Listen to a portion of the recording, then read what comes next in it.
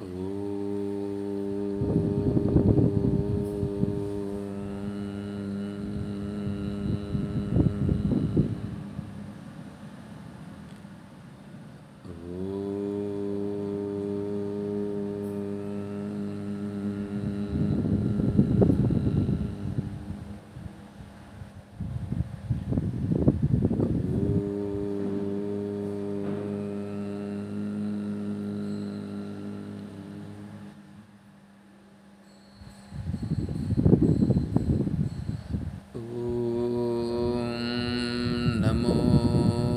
ब्रह्मादिभ्यो ब्रह्मविद्यासम्प्रदायकर्तृभ्यो वंशऋषिभ्यो महद्भ्यो नमो गुरुभ्यः।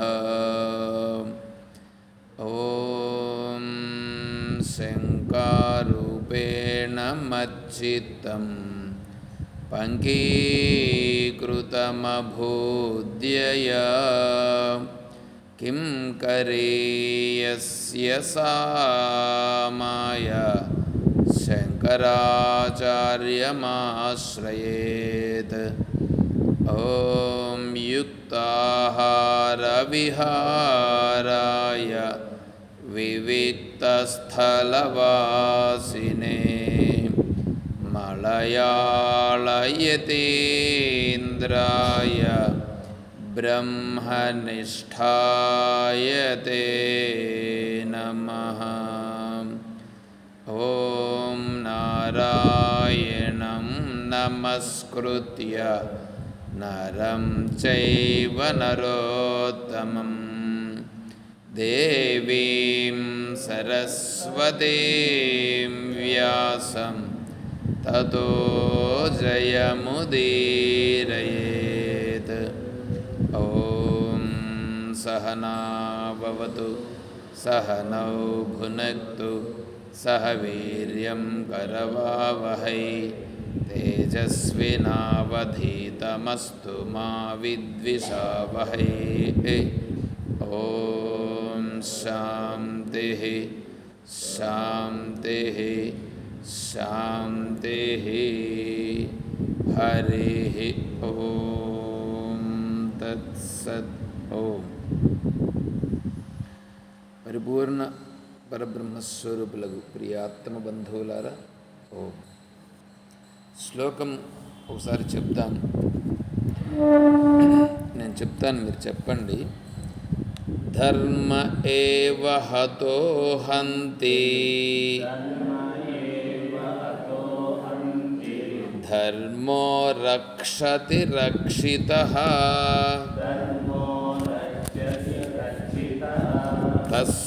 తస్మాద్ధర్మం న త్యజామి మానో ధర్మో హతో వదీత్.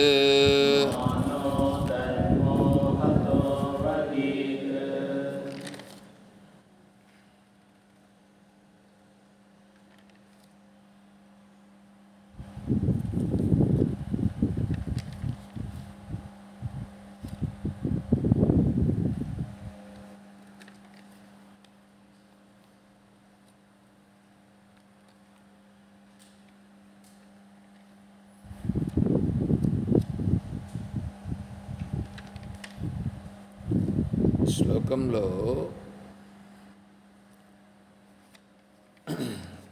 ధర్మం గురించి చెప్తున్నారండి. ఇక్కడ చూస్తేనే అర్థమవుతుంది కదా.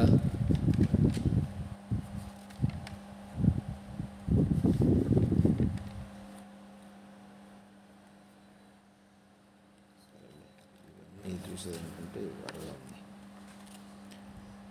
ధర్మ ఏవ హతో హంతి.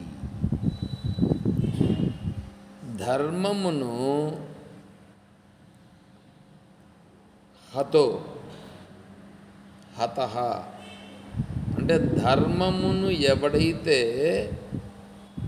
చంపుతాడో వాడిని ఆ ధర్మమే చంపుతుంది.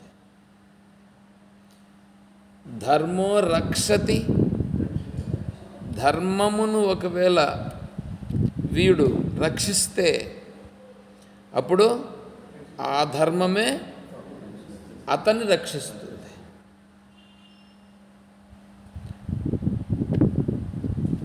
కాబట్టి తస్మాత్ ధర్మం న త్యజామి. కాబట్టి ధర్మమును ఆచరించుట అనేటువంటి దానిని ఎటువంటి పరిస్థితుల్లో కూడా విడిచిపెట్టరాదు.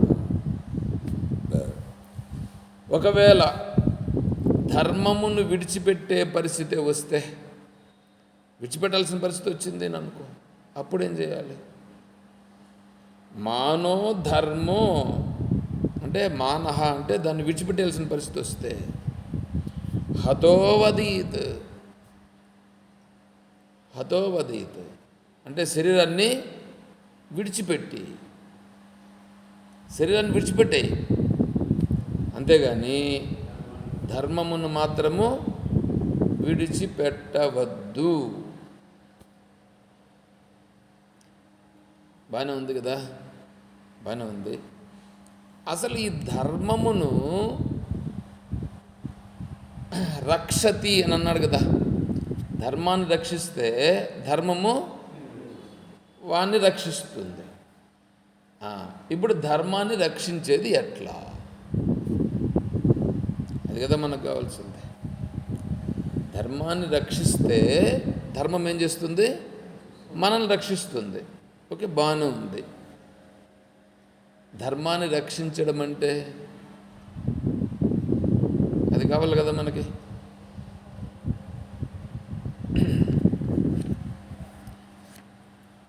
ధర్మము అంటే ఏమంటే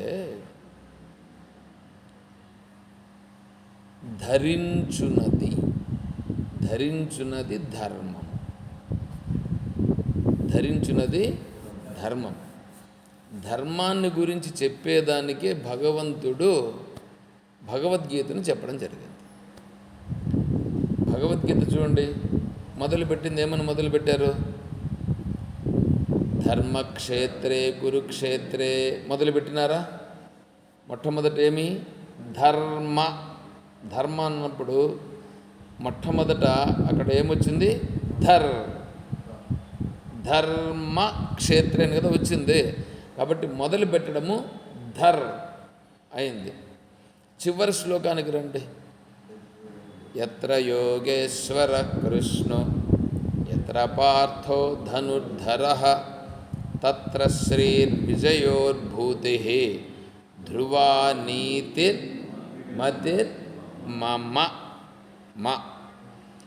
ఉపక్రమ ఉపసంహారము రెండింటిని తీసుకోవాలి. మొట్టమొదటి మొదలుపెట్టింది ఏమిటి?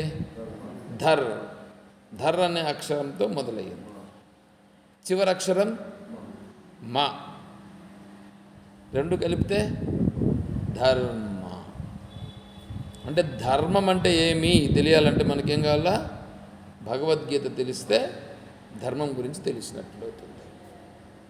ఒకటి. తర్వాత ధర్మము అనంటే ధరించున్నది. ధర ఏవ ఇతి ధర్మ అంటే నిలబెట్టునది. ఏది నిలబెడుతుందో అది ధర్మం. ఏది నిలబెడుతుంది? ఇప్పుడు భూమి ఉందా లేదా? తన చుట్టూ తాను తిరుగుతూ ఉంది. తన చుట్టూ తాను తిరుగుతూ సూర్యుని చుట్టూ తిరుగుతున్నది. భూమిని ఎవరు నిలబెట్టారు? భూమిని ఎవరు నిలబెట్టారో అది ధర్మం.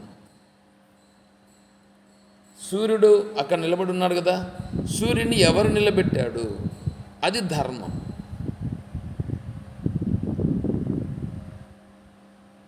తర్వాత నక్షత్రాలు, గ్రహాలు ఇవన్నీ ఉన్నాయిగా, ఇవన్నీ ఎవరు నిలబెట్టి ఉన్నారో అది ధర్మం. తర్వాత ఇప్పుడు మనమందరూ ఉన్నాం కదా, మనమందరూ నిలబడి ఉన్నామనంటే ఉన్నామా? జీవించి ఉన్నామా? ఎవరు నిలబెట్టి ఉన్నారు? అది ధర్మం. ఎవరు నిలబెట్టి ఉన్నారో అది ధర్మం. అంటే ఇప్పుడు ఏమైంది? భూమిని, నక్షత్రాలను, సూర్యుణ్ణి చూడండి, ఈ సకల బ్రహ్మాండమును నిలబెట్టి ఏది ఉన్నదో అది ధర్మం. మళ్ళీ చూడండి, చిన్నపిల్లలు ఉంటారు. చిన్నపిల్లలకు ఒక ధర్మం. చిన్నపిల్లల నుంచి పెరిగిన తర్వాత యుక్త వయస్కులు వస్తారు, వాళ్ళదొక ధర్మం.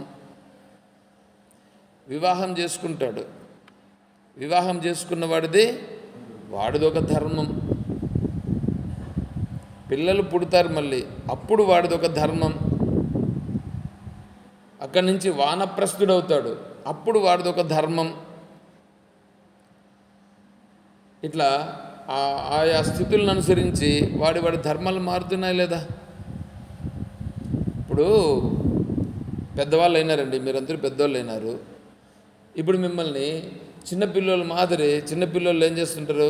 చిన్నపిల్లలు ఎగిరి గంతులు వేస్తూ ఉంటారు, వాళ్ళు ఆడుకుంటూ ఉంటారు కదా. వాళ్ళు ఆడుకుంటూ ఉన్నట్లుగా ఇప్పుడు మిమ్మల్ని పోయి ఆడమంటే ఆడతారా మీరు? అది కుదురుతుందా? కుదరలేదు. ఎగరాలని ఉంటుంది ఆశయమో, వాళ్ళని చూస్తే బాగానే ఉంటుంది, కానీ మనం ఎగరలేము. మనస్సులో అయితే ఆశ ఉంది కానీ ఎగరలేము.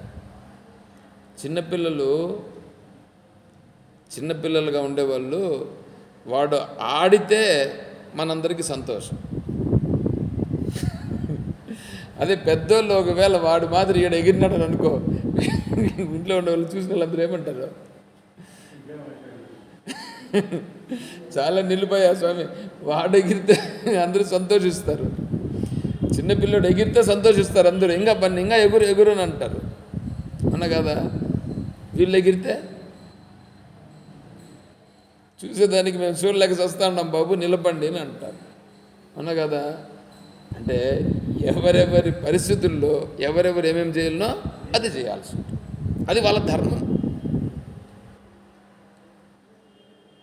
చిన్నపిల్లోనికి అమ్మ బువ్వ తినిపిస్తుంది. ఇప్పుడు పెద్దోళ్ళకి బువ్వ తినిపించాలంటే అది కుదురుతుందా? కుదరదు. పైగా నాకు తినిపించు అన్నారనుకో, ఎట్లవుతుంది? అది విరుద్ధంగా ఉంటుంది. కాబట్టి ఎవరెవరు ఏదేది చెయ్యాలనో అది చెయ్యడం వాళ్ళ ధర్మం. ఎవరెవరు ఏ ఏ పరిస్థితుల్లో ఎక్కడెక్కడ ఎలా చేయాలనో అది చెయ్యడం అది ధర్మం. బ్రహ్మచర్యంగా ఉన్నాడు పిల్లవాడుగా ఉన్నప్పుడు ఏం చేయాలి? వాడు విద్యాభ్యాసం చేయాలి. చిన్నపిల్లనప్పుడు ఆడుకొని ఉంటాడు, అది కథ ఇచ్చిపెట్టండి. మళ్ళీ వీడు విద్యాభ్యాసం చేయాలి, చదువుకోవాలి. ఆ చదువుకోవడం అనేది ఆ వయస్సులో వాడి ధర్మం. తర్వాత గృహస్థుడైన తర్వాత భార్య భర్త ఇద్దరు కలిసి ఉండడం అనేది అక్కడ వాళ్ళ ధర్మం. సత్సంతానం కలుగుట అదొక ధర్మం. ఆ తర్వాత పిల్లలు పుట్టిన తర్వాత పిల్లలను పెంచడం పోషించడం అదొక ధర్మం. అది కూడా ధర్మమే, ఎందుకంటే వాడి యొక్క ధర్మం అది. పిల్లలను కనేసి అంతా ఈశ్వరుడే చూసుకుంటాడండి అని అన్నాము అనుకోండి. ఇప్పుడు ఈశ్వరుడా పుట్టించింది పిల్లల్ని పుట్టించింది ఎవరు? వీడి పాత్ర ఉందా లేదా? వీడి పాత్ర ఉంది కాబట్టి వీడేం చేయాలి? ఇప్పుడు వీడు ఆ బాధ్యతను నెరవేర్చాలి. ఆ బాధ్యతను ఖచ్చితంగా నెరవేర్చి తీరాలి, అది ధర్మం అక్కడ. ఆ తర్వాత పిల్లలు పెరిగారు, పెద్దయ్యారు, వాళ్ళకి ఎలాంటి మార్గాలు చూపించాలనో అది వీడు చేసేటువంటి ప్రయత్నం, వీడి ధర్మం. ఆ తర్వాత వీడిపైన ఆధారపడి ఉంటారు కదా కొంతమంది, తల్లి తండ్రి, ఇంకా తర్వాత అక్కలు చెల్లెళ్ళు వీళ్ళు ఉంటారు కదా.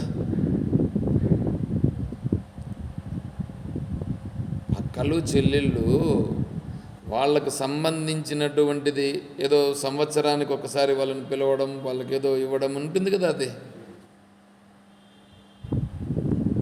స్వామీజీ చెప్పారు, ఇప్పుడు మామూలుగా ఏం చేసేవాళ్ళు, ఎవరు ఆడపిల్లలకని కొద్దిగా భాగము తీసి పెట్టేసేవాళ్ళు. వాళ్ళకు సంవత్సరం వస్తే వాళ్ళు ఇదిని పెట్టకుండా ఒకసారి ఏం చేస్తారంటే కొద్దిగా ల్యాండ్నే వాళ్ళ పేరు మీద పెట్టేస్తారు. దాంట్లో నుంచి వచ్చినటువంటి దాన్ని వాళ్ళకి ఇస్తారు.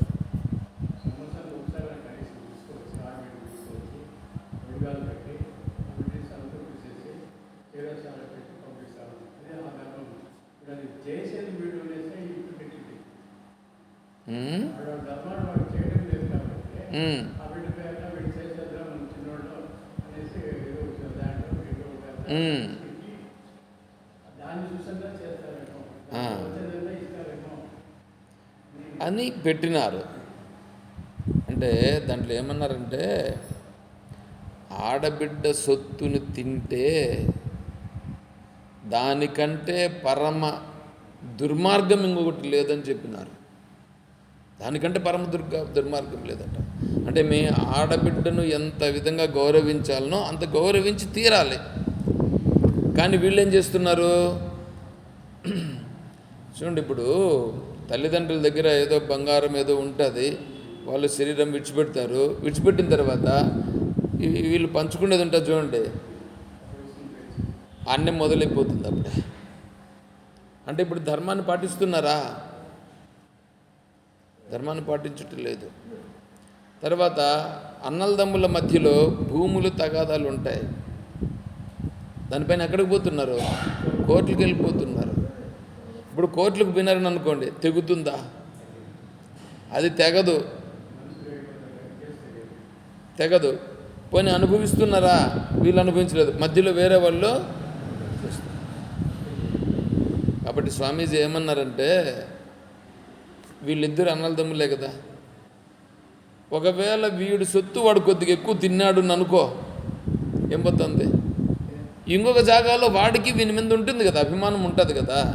కాబట్టి వాళ్ళు కూడా ఏం చేస్తారు, వాళ్ళు వీడికి ఏదో వచ్చే పరిస్థితులు ఉంటాయి. కాబట్టి ఒకవేళ ఇట్లా ఏమైనా వాడుగనా కొట్లాటకు వస్తే నువ్వు పిలిచి, నాయనా ఇట్లా రానైనా నువ్వు తీసుకోపా అని చెప్పి ఇచ్చేయమన్నారు స్వామీజీని. ఒక అతను అడిగారట, ఏమంటే ఇదే విధంగానే భూములపైన అతనేమో అమెరికాలో ఉన్నాడు, ఇక్కడ వాళ్ళ అన్న ఉన్నాడు, తమ్ముడేమో అమెరికాలో ఉన్నాడు. ఇక్కడుండే భూములు, ఏ భూములు ఉన్నాయో ఆ భూముల్లో సంవత్సరము కొద్దిగా డబ్బులు పంపించేవాడు తమ్మునికి. కానీ క్రమంగా డబ్బులు పంపించడం వీడు నిలిపేస్తే ఇప్పుడు వాడు వచ్చాడు అక్కడి నుంచి ఇక్కడికి వచ్చి వీనిపైన కేసు ఫైల్ చేస్తాము అనేటువంటిది చేసినారు. అప్పుడు వీళ్ళన్న సరే వాడు గమనుంటాడా, వాడు కేసు ఫైల్ చేస్తాడు. ఇప్పుడు ఇద్దరికి మధ్యలో కేసు నడుస్తుంది. ఈ సందర్భంలో అక్కడ క్లాసులు జరగడానికి స్వామీజీ క్లాసెస్ పెట్టినారు. క్లాసెస్ జరుగుతున్నాయి. ఆ సమయంలో అతను వచ్చినాడు కదా, అమెరికా నుంచి వచ్చిండే అతను ఈ క్లాసుకు కూడా వచ్చినాడు.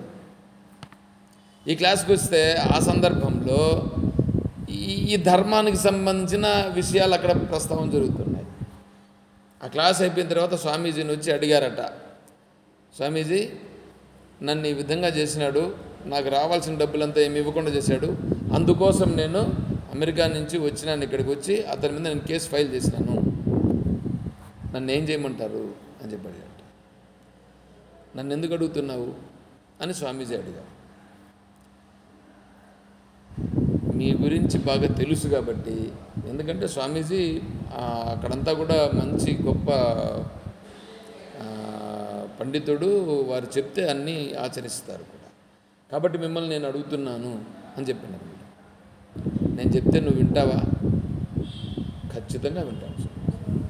అట్లయితే రేపే వెళ్ళి ఆ కేసు క్లోజ్ చేసేసి నాకు వద్దు అని చెప్పి కేసు విత్డ్రాయల్ చేసుకొని మీ అన్న దగ్గరికి పోయి ఆ కేసు విత్డ్రాయల్ చేసుకోండి పేపర్ వాళ్ళకి ఇచ్చి అతన్ని పిలిచి అతనికి ఇంకా కొద్దిగా డబ్బులు నువ్వు ఇచ్చి, ఎందుకంటే నువ్వు అమెరికాలో ఉన్నావు, నీకేం తక్కువేమీ లేదు, నీకు ఇంత స్థాయికి వచ్చేదానికి కారణము మీ అన్న పాత్ర కూడా ఉందా లేదా? మీ అన్న పాత్ర కూడా ఉంది. అటువంటిప్పుడు ఇంత చేసినవాడు ఇప్పుడు నువ్వు ఒకవేళ తిన్నాడు అనుకో, ఎంత తినపోతాడు అతను?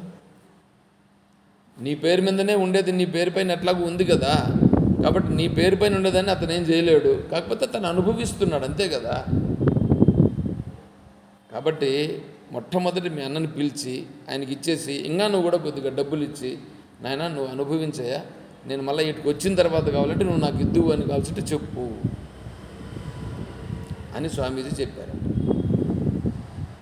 ఈయన స్వామీజీ చెప్పిన తర్వాత వెళ్ళి కేసు విత్డ్రాయల్ చేసుకొని వాళ్ళ అన్న దగ్గరికి తీసుకొని పోయి ఇచ్చి అంతా చేస్తే, వాళ్ళ అన్న వీళ్ళ ఇంటికి వచ్చిన తర్వాత, రే నేను తప్పు చేసినంట్రా, వీళ్ళన్న మనసులో మార్పు వచ్చింది, నేను తప్పు చేసినంట్రా, కాబట్టి నువ్వేమనుకోవద్దు, నేనేదో నా కష్టానికి సంబంధించి నేను నీ డబ్బులు వాడుకుండేసినాను, నేను ఇంక అట్లా చెయ్యను, నీకు ఇవ్వాల్సిందని నేను ఖచ్చితంగా నీకు రావాల్సిందని నీకు నేను ఇస్తానని అతను చెప్పాడట. ప్రాబ్లం ఎంత సులభంగా సాల్వ్ అయిపోయింది. అది ధర్మానికి ఉండేటువంటి విలువ. ధర్మానికి వెంటనే మనము నేను మాత్రం చేస్తున్నాను వాళ్ళు చేయట్లేదే అని అనుకోకూడదు. ఎప్పుడు కూడా ఎదుటి వ్యక్తి నుంచి ఆశించకూడదు. ఎదుటి వ్యక్తి నుంచి నాకు రాలేదని అనుకోవద్దు. నేను ధర్మాన్ని ఆచరిస్తున్నానా లేదా, నా స్థాయిలో నేను చేయాల్సింది. అర్థమవుతుంది కదా. ఇలా చేస్తే అది ధర్మాన్ని ఆచరించినట్లు అవుతుంది. అంటే ధర్మాన్ని మనం నిలబెట్టుచున్నాము. అంటే ఈ మనస్సు, మనకు మనస్సు ఉంది కదా, ఈ మనస్సు ధర్మపక్షంగా ఉందా అధర్మపక్షంగా ఉందా? ఏమంటే ధర్మపక్షం అధర్మపక్షం. ధర్మం అనేటువంటి దాన్ని ఆచరిస్తే ఏమవుతుందంటే మనస్సు శుద్ధమవుతుంది. మనస్సు శుద్ధమై సత్యమైనటువంటి దాన్ని గ్రహించే యోగ్యత వస్తుంది. మనస్సు సత్యమును గ్రహించే యోగ్యత వస్తుంది. వీడు ఇప్పుడు చూడండి, నేను ఒకటి చెప్తాను వినండి, ఏమనుకోవద్దండి. ఇప్పుడు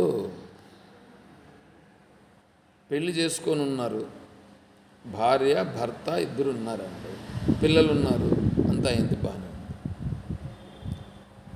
వానప్రస్థం కూడా అయిపోయింది. ఇప్పుడు సన్యాసం తీసుకున్నారు. ఏమంటే సన్యాసం తీసుకున్న తర్వాత ఇప్పుడు సన్యాసికి ఏముంటాయి? భార్య భర్త పిల్లలు వీళ్ళందరూ ఉంటారా?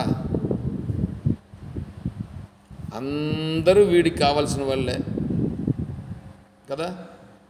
అందరూ సమానమేనా లేదా వేరు వేరు అవుతారా? అందరూ సమానమే. కానీ సన్యాసం తీసుకుని నా భార్య వస్తుంది, ఆమె పలాంది తీసుకొస్తుంది అని అన్నాడు అనుకోండి, ఇది ధర్మమా?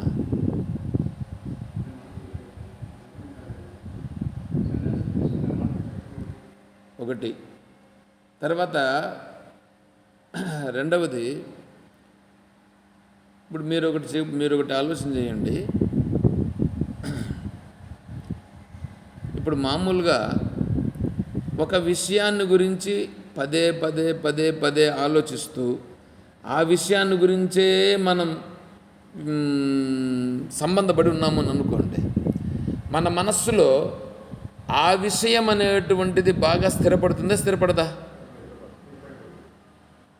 స్థిరపడుతుందిగా. ఆ విషయాన్ని గురించే బాగా ఆలోచిస్తూ ఉంటే, ఆ విషయంతోనే సంబంధపడుతూ ఉంటే అది పెరుగుతుందంటారా తగ్గుతుందా? అదే పెరుగుతుంది కదా. అది పెరిగి మనసులో ఏమవుతుంది? మనస్సులో అది ముద్రపడుతుంది. మనసులో అది ముద్రపడుతుంది కదా. ఎందుకంటే ఆ విషయముతో సంబంధపడి పడి పడి అది బాగా మనసులో బాగా ముద్రపడుతుంది, మనసుకు బాగా పడుతుంది అది. ఇప్పుడు ఈ ఈ వివాహం చేసుకున్నారు కదా, భార్య భార్య భార్య అని పెళ్ళి కాకముందు ఉన్నిందా?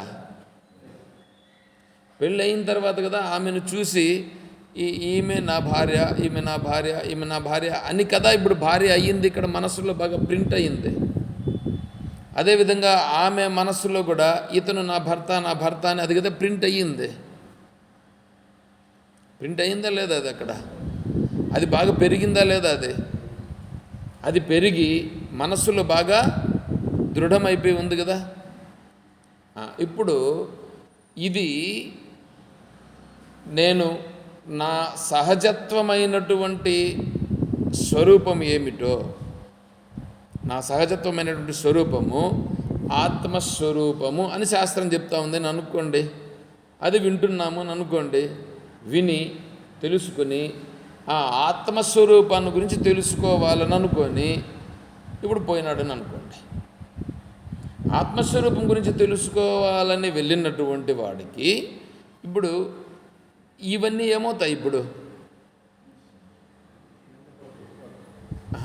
తెలుసుకోవాలని పోతున్నాడు, ఇంకా వాడేం వెళ్ళిపోలా ముందుకి, తెలుసుకోవాలని పోతున్నాడు. ఇప్పుడు ఇవన్నీ ఉన్నాయే, భార్య అనేది, బిడ్డలు అనేటువంటిది, బంధువులు అనేటువంటి వాళ్ళు, ఈ ఇళ్ళు వాకిన్లు భూములు బుట్టలు ఇవన్నీ ఉన్నాయే, ఇవన్నీ ఏమవుతుంటాయి వాడికి? ఇవి అడ్డంకిగా వస్తాయా లేకపోతే ఆత్మస్వరూపాన్ని తీసుకుపోతాయా? ఆత్మస్వరూపానికి ఇవన్నీ సహాయం చేస్తాయా? అడ్డంకి కదా. ఎందుకు అడ్డంకి అయినాయి?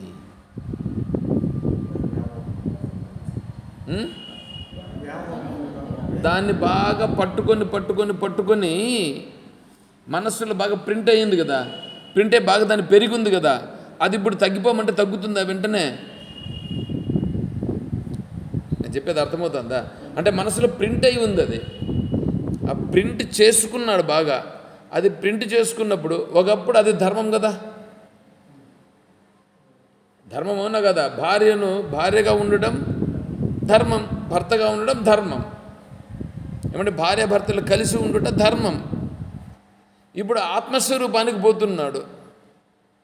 ఏమంటే ఆత్మస్వరూపానికి పోయేటప్పుడు, ఆత్మతత్వానికి పోయేటప్పుడు ఏమండి, మనిషిగా పుట్టినటువంటి వాడు నిజంగా తెలుసుకోవలసినది ఏమిటి? నిజంగా తెలుసుకోవాల్సింది ఏంటి? ఆత్మస్వరూపాన్ని గురించి తెలుసుకోవాలనా లేకపోతే భార్యను గురించి, భర్తను గురించి, బిడ్డలను గురించి, వీటి గురించి తెలుసుకోవాలనా? ఆత్మస్వరూపాన్ని తెలుసుకోవాలి కదా, ధర్మం. అది కదా నిజమైన ధర్మం. అందుకే కదా మానవ జన్మ వచ్చింది. అయితే అవిటిని వద్దని చెప్పట్లేదు, అవి ఆ సమయంలో చేయాల్సింది కాబట్టి చేసినాం. చెప్పేది కొద్దిగా బాగా అర్థం చేసుకోండి. ఎందుకంటే దీన్ని దానికి ముడిపెట్టినాము అని అనుకోండి, అర్థం కాదు. ఆ వయస్సులో వివాహం చేసుకోవాలి, అది వచ్చింది, వివాహం చేసుకున్నాం, బాగానే ఉంది. కానీ ఆత్మస్వరూపాన్ని తెలుసుకోవడం కూడా ముఖ్యమైన ధర్మం, ముఖ్యమైన ధర్మం. ఇది కూడా ధర్మమే. ఆ సమయంలో ఈ ధర్మం ఎప్పుడు యుక్త వయసులో ఉన్నప్పుడు ఆత్మస్వరూపాన్ని తెలుసుకునేటువంటి యోగ్యత వీడికి లేనప్పుడు, వీడి మనస్సులో కామనలు అనేటువంటివి ఉన్నప్పుడు, అప్పుడు వివాహం చేసుకోవడం అనేటువంటిది అక్కడ ధర్మం. అదేం నిజమైన ధర్మం ఏం కాదు అది కూడా అక్కడ. కానీ వీడికి ఏదైతే వీడి మనస్సులో ఆత్మస్వరూపాన్ని తెలుసుకునే యోగ్యత అప్పుడు లేదు వాడికి. అందువలన ఇప్పుడు వీడు కామనలను అనుభవించుట కొరకు, ధర్మ మార్గంలో ఉండుట కొరకు వివాహ వ్యవస్థ. అర్థమవుతుందా? నేను చెప్తా ఉండేది దానికి దీనికి ముడిపెట్టి క్లాస్ చేయొద్దు.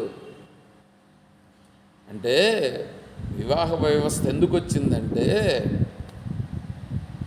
పుట్టిన తర్వాత 84 లక్షల జీవరాశులలో మానవుడు మాత్రమే వివేకవంతుడు.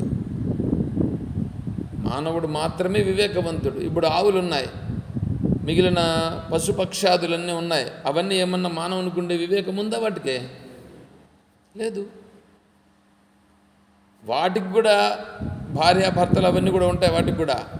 సరే, అవి పిల్లల్ని కంటున్నాయి. ఆహార నిద్ర భయ మైథునంచ సామాన్యమేతత్ పశుభిర్నరాణం. అవి ఆహారం తింటున్నాయా? మనం ఆహారం తింటున్నామా? అవి నిద్రపోతున్నాయా? మనం నిద్రపోతున్నామా? అవి మైథునం చేస్తున్నాయా? సంతానం కంటున్నాయా? వీడు సంతానం కంటున్నాడా? వాటికి భయం ఉందా? వీడికి భయం ఉందా లేదా? అన్నింటికీ సమానంగా ఉంది. మరి ఇంక వీడు కూడా వాటిలాగానే ఎంతసేపు తినడము, కనడము, అనుభవించడము దాంట్లోనే ఉంటే వీడు వాటితో సమానం అవుతాడా లేదా వాటికంటే ఎక్కువ గొప్పవాడవుతాడా? అంటే ఏంటి? వాటికంటే గొప్పవాడు కావాలనంటే వీడు ఏదో ఒకటి ఉండాల. జ్ఞానం నరాణం అధికం విశేష. జ్ఞానం నరాణం అంటే ఈ మనిషిగా ఉండేవాడికి జ్ఞానము ఉంది కాబట్టి వీడు వాటికంటే గొప్పవాడు వీడు. ఒకవేళ వీడు జ్ఞానమును పొందలేదు అని అనుకోండి, అప్పుడు వీడేమవుతాడు? జ్ఞానేన హీనః పశుభిः సమానః. వీడు కూడా పశువుతో సమానమే అని చెప్పింది శాస్త్రం మనకి. అందుకని వీడు పుట్టుకతో కానీ లేదా పెరిగినప్పుడు కానీ లేదా వివాహం చేసుకునే వయస్సులో కానీ లేదా వివాహం చేసుకున్న తర్వాత అయినా కానీ లేదా కనీసం పిల్లలు పుట్టి వాళ్ళు సెటిల్ అయిన తర్వాత అయినా కానీ అప్పుడన్నా ఆత్మస్వరూపాన్ని తెలుసుకో అని చెప్పింది శాస్త్రం. అంటే ఏం చేయాలి? ఇప్పుడు నీకు ఏ వయస్సులో నీకు వీలైతే ఆ వయస్సులో ఆత్మతత్వాన్ని తెలుసుకునే దానికి ప్రయత్నం చేసి వెళ్ళిపో అని చెప్పింది. అయితే మొదట్లో వీడికి ఆత్మస్వరూపాన్ని తెలుసుకునే అంత యోగ్యత లేకుండా వీడి మనసులో కామనలు ఉన్నాయి, కోరికలు ఉన్నాయి, ఇవన్నీ అడ్డంకిగా ఉన్నాయి కదా. వీడికి ఆత్మస్వరూపాన్ని తెలుసుకోవాలనేది లేదు. అందుకనే విద్యా వ్యవస్థ బ్రహ్మచర్య స్థితిలో విద్య చదువుకోవాలి కదా. ఆ చదువుకునే విద్యలో ఈ విద్యను చదువుకోవాలి, ఆత్మవిద్యను కూడా తెలుసుకోవాలి. ఈ ఆత్మవిద్యను తెలుసుకుని మిగతావన్నీ కూడా దాంట్లోనే వస్తాయి. కానీ ఇప్పుడు ఏమైపోయిందంటే ఈ విద్యలన్నీ పోయి మిగిలినటువంటి ప్రాపంచిక విద్యలే పెరిగిపోయినాయి. సరే ఉండని. వీడు ఈ స్థితిలో మొదటలో బేసే తప్పిపోయింది. కాబట్టి వీడేం చేస్తున్నాడు? వీడు ప్రపంచంలో పెరగాలి, ప్రపంచంలో ఉండేదాన్ని సంపాదించుకోవాలి, ఇదే ధర్మం అనే దృష్టితో వీడు వెళ్ళిపోతున్నాడు ఇప్పుడు. కానీ శాస్త్రం ఏం చెప్తుంది? నువ్వు ఏ సమయంలోనైనా సరే తెలుసుకొని ఆత్మతత్వానికి చేరు.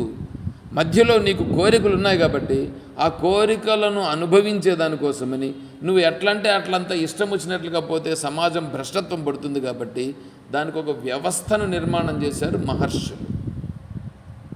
మహర్షులు ఒక వ్యవస్థను నిర్మాణం చేశారు. అదే వివాహ వ్యవస్థ. ఎందుకంటే వాళ్ళు వీళ్ళను ఎట్లంటే అట్లంతా విచ్చలవిడిగా వెళ్ళిపోతే సమాజం ఏమైపోతుంది? ఒక నియమబద్ధంగా ఉండదు. అలా నియమబద్ధంగా ఉండుట కొరకు మహర్షులు ఏం చేసినారంటే ఒక వ్యవస్థను ఏర్పాటు చేశారు. దాన్నే ధర్మశాస్త్రం అని పెట్టారు. ఆ ధర్మశాస్త్రం ప్రకారము ఇప్పుడు వివాహాలు చేసేదంతా శాస్త్రం ప్రకారం చేస్తారా లేకపోతే వేరే విధంగా చేస్తారా? శాస్త్రం ప్రకారమే చేస్తారు. ఎందుకు? ఇప్పుడు వివాహం చేసేటప్పుడు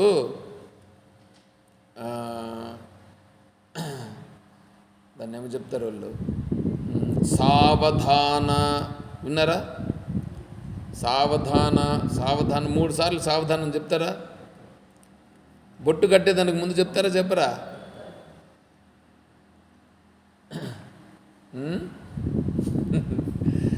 అది సావధానం చెప్పి ఇంకా దేవతలు ఏంటంటే అన్నీ వాళ్ళు మంత్రాలను చెప్తారు. ఆ మంత్రాలన్నీ అర్థాలన్నీ కూడా వేరే ఉన్నాయి.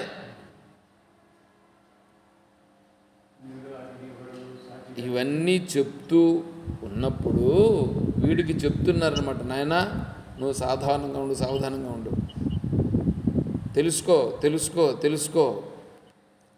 దాంట్లో అంతా అయిన తర్వాత కాశీయాత్రను ఒకటి పెడతారు. వీడు కాశీయాత్రకు పోతాడు కూడా. కాశీయాత్రకు ఎందుకు పోయేది? కాశీయాత్రకు పోయేది కాశీ విశ్వేశ్వరుని చూసి అక్కడ విద్యాభ్యాసం ఏదో చేసి నేను శాస్త్రాన్ని చదువుకుంటానని చెప్పి వీడు పోతాడనమాట. మధ్యలో వీడు ఒకడు కనిపిస్తాడు. కనిపించి, ఎందుకప్పా నువ్వు శాస్త్రాన్ని అధ్యయనం చేసుకోవడానికి అంత పోతావు, ఖచ్చితంగా మా అమ్మాయి చాలా బాగుందిరా అని వీడు పిలుస్తాడు. అవునా, అట్లయితే పర్లేదులే అని చెప్పి వీడు వస్తాడు. ఇట్లా అప్పుడేమైంది? శాస్త్రం పోయింది, అధ్యయనం పోయింది, వీడు వచ్చాడు. ఇది తంతులాగా నడుస్తూ ఉంది. కానీ వీడికి ఏమన్నా భావన ఉందా? ఆడ ఎందుకు కాశీయాత్ర పోతున్నాం అనేది ఏమన్నా గుర్తిస్తున్నాడా? ఏమంటే అర్థమవుతుందా? అంటే వీడు కాశీయాత్రకు పోవాల్సింది అక్కడ ఉంది అంటే అక్కడ కూడా గుర్తించాలా, ఓహో ఆత్మతత్వాన్ని తెలుసుకునేదానికి పోవాలి. ఆ పోయే మార్గంలో వీడి మనస్సులో కోరికలు ఉన్నాయి కాబట్టి ఆ కోరికలను నెరవేర్చుకునే దానికోసమని ఆడొచ్చి మధ్యలో అడ్డుపడి అడిగే లోపల చెప్పే లోపల సరే నేను తీసుకొని ఆమెతో ఉంటానప్ప అని వీడు వచ్చేసాడు. అటుకయింది. ఈడ ధర్మమే, అది ధర్మమే. ఇదే ధర్మం సరిపోయిందా? ఈ ధర్మం మోక్షాన్ని ఇస్తుందా? అంటే మోక్షానికి పోవాలని అన్నప్పుడు ఇది అడ్డంకిగా ఉంది కాబట్టి, అంటే మనస్సులో ఈ అడ్డంకులు ఉన్నాయి కాబట్టి ఆ అడ్డంకులను అధిగమించే దాని కొరకు ఇక్కడ స్త్రీకి పురుషుడు, పురుషునికి స్త్రీ ఇద్దరూ కలిసి ముందుకు వెళ్ళుట ధర్మం. అందుకని అక్కడ వివాహ వ్యవస్థ వచ్చింది. తద్వారా సంతానం కలిగింది. ఇంకా అవన్నీ జరుగుతున్నాయి, ఏదో వాళ్ళకి చేయాల్సినవన్నీ చేశాం. ఇవన్నీ అయిన తర్వాత మళ్ళీ ఏం చేయాలి? చివరికన్నా ఆత్మతత్వాన్ని తెలుసుకునే దానికి రావాలి కదా. చివరికైనా ఆత్మతత్వాన్ని తెలుసుకునేదానికి రావడం అనేది ధర్మం. చివరికైనా రావాలి. రాకుండా పోతే ధర్మాన్ని ఉల్లంఘించినట్లు అవుతుంది. సరే, ఇప్పుడు చూడండి. ఇప్పుడు వీడి మనస్సులో ఆత్మస్వరూపానికి సంబంధించి పెరగాల్సి ఉంది కదా. ఆత్మస్వరూపానికి సంబంధించి ఆత్మస్వరూపం ఎటువంటిది, ఆత్మ లక్షణాలు ఏమిటి, ఆత్మకు నాకు ఏం సంబంధం, నేను ఆత్మస్వరూపం అవుతానా కాదా, ఇది తెలుసుకోవాలి. ఇప్పుడు వీడు అది తెలుసుకుంటున్నాడా? గమ్మున ఒకవేళ వచ్చి కూర్చుంటే భార్య ఏం చేస్తూ ఉంటుంది, పిల్లలు ఏం చేస్తూ ఉంటారు, వాడు ఇవ్వాల్సింది ఏం చేసింది, ఇవి వస్తున్నాయా మనసులోకి?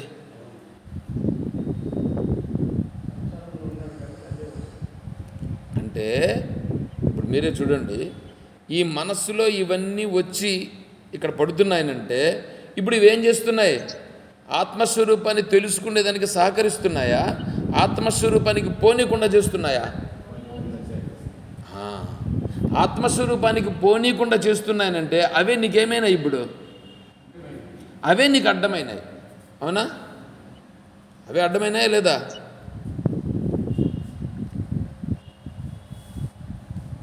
అవే అడ్డమైనాయా? ఇప్పుడు అది నిన్ను ఆత్మస్వరూపానికి పోనీయకుండా చేసిందేనంటే నిన్ను మళ్ళా కొన్ని జన్మలు ఎత్తేదానికి కారణమవుతుందా లేదా? మళ్ళీ జన్మెత్తేదానికి కారణమవుతుందా లేదా? ఇప్పుడు ఇతను ధర్మాన్ని నిలబెట్టినాడా? ధర్మాన్ని నిలబెట్టలేదు కాబట్టి ఇతను మళ్ళీ జన్మెత్తేదానికి కారణం అవుతుందా లేదా? అంటే ఇప్పుడు ఏమైంది? ఇతను ధర్మాన్ని పట్టుకోలేదు కాబట్టి ఆ ధర్మమే ఇతను ఏం చేసింది? ఇప్పుడు చంపేసింది. చంపేసి జన్మలు ఎత్తేదానికి కారణమైందిగా. అయితే సమయం అయింది. దీన్ని ఇంకా కొద్దిగా వివరించాల్సి ఉంది నేను. ఎందుకంటే ఇది చాలా ఇంపార్టెంట్ కదా ఇక్కడ విషయం.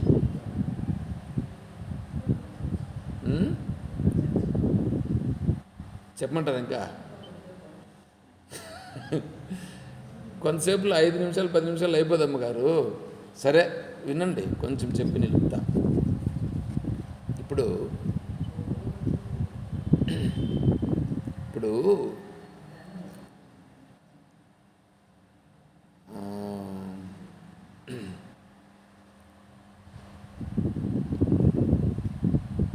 నేను ఇక్కడ మొదలుపెట్టింది ఏంటంటే సన్యాసం తీసుకొని ఉన్నారు. సన్యాసం తీసుకొని ఉండేవాళ్ళు ఏమంటున్నారంటే, నేను మొన్న దీంట్లో పోయినప్పుడు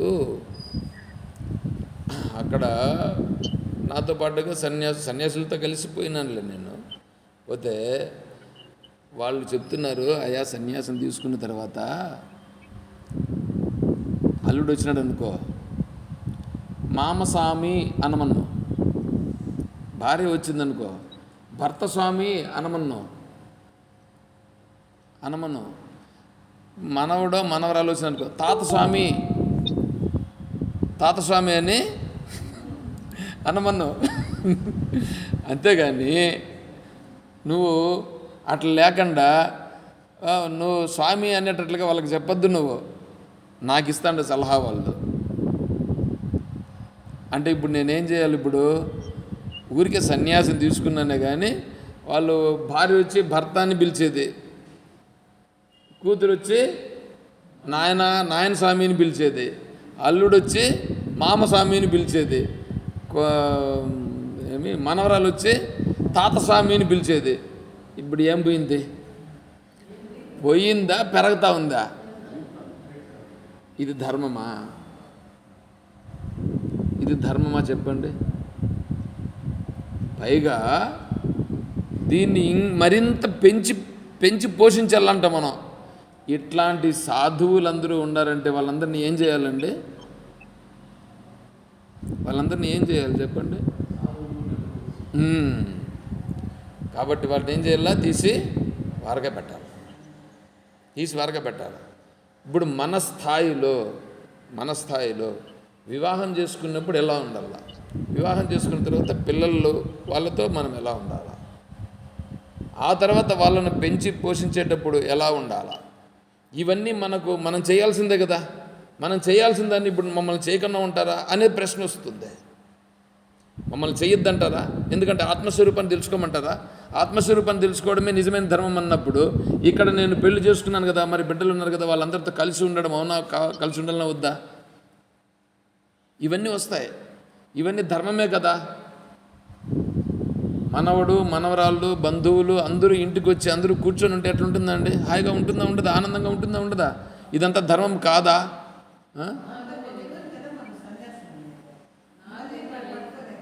సన్యాసము తీసుకున్న తర్వాత అది వేరే. నేను ఇప్పుడు సన్యాసం తీసుకోక ముందుండే వాళ్ళ గురించి ఇప్పుడు మాట్లాడుతున్నా. అప్పుడే మాట్లాడింది సన్యాసం గురించి. ఇప్పుడు నేను మాట్లాడాల్సింది ఏంటంటే ఇది మాట్లాడాలా. ఇప్పుడు వాళ్ళ గురించి చెప్పేసినాను, అది సెటిల్ అయిపోయింది. అది ఇప్పుడు మనం ఉన్నాం కదా, మనమందరూ సన్యాస మార్గానికి పోవాలి కదా. అంటే మిమ్మల్ని అందరినీ సన్యాసం తీసుకోమని కాదు ఇక్కడ నేను చెప్పడము. అంటే ఆత్మతత్వం తెలుసుకోవాలన్నా వద్దా? ఆత్మతత్వం తెలుసుకోవాలి. ఆత్మతత్వం తెలుసుకోవాలనంటే ఎలాగా? ఇవన్నీ నెరవేర్చుకుంటూ కదా నువ్వు ఆత్మతత్వాన్ని తెలుసుకోవాలి. ఇవన్నీ నెరవేరుస్తూ ఆత్మతత్వాన్ని తెలుసుకోవడం ఎట్లాగా అనేది కావాలి. అది ధర్మం. అర్థమవుతుందా? దానిని గురించి రేపు మళ్ళీ కొద్దిగా మనం కొనసాగిద్దాం. ఎందుకంటే అది ఒక 5 నిమిషాల్లో అయిపోయేటట్లుగా అంటే చెప్పేసి ఉంటాను. 5 నిమిషాల్లో అయిపోదు. అది కొంచెం దాన్ని కొద్దిగా బాగా వివరించాల్సి ఉంటుంది. వివరించి మన మనస్సుకు హత్తుకొని నేను ఎక్కడెక్కడ ఎలా ఉండాలి, ఏ విధంగా ఉంటే నేను ధర్మాన్ని ఆచరించిన వాడిని అవుతాను. నువ్వు ఎప్పుడైతే ధర్మాన్ని ఆచరిస్తావో అప్పుడేమవుతుందంటే ఆ ధర్మము నిన్ను సత్య మార్గం వైపు నడిపిస్తుంది. అది తీసుకుపోతుంది. ధర్మ రక్షతే రక్షిత. కాబట్టి అక్కడ మనం విచారణ బాగా చేయాలి. అందుకని నేనేం చెప్పాను, ఇంతకుముందు ఈ శ్లోకం గురించి విచారణ చేయాల్సింది నేను రాజమండ్రికి కాకినాడకు వెళ్ళేదానికి ముందు. కానీ ఆ శ్లోకాన్ని చెప్దామని చెప్పి దాన్ని అలాగే పెండింగ్ పెట్టిన. ఎందుకంటే ఆ వెంటనే అయిపోదు. అది నా మనస్ఫూర్తిగా చెప్పాలి. నాకు మనస్ఫూర్తిగా నేను చెప్పకుండా ఏదో ఊరికే పైన చెప్తే అది నాకు తృప్తి ఉండదు. అందువలన దాన్ని ఏదో కొద్దిగా అప్పుడు చెప్పాను, కానీ ఇప్పుడు నీట్గా చెప్పడం కోసం నేను ప్రయత్నం చేస్తున్నాను. రేపు మళ్ళీ దీని గురించి మాట్లాడుతున్నాను. ఓ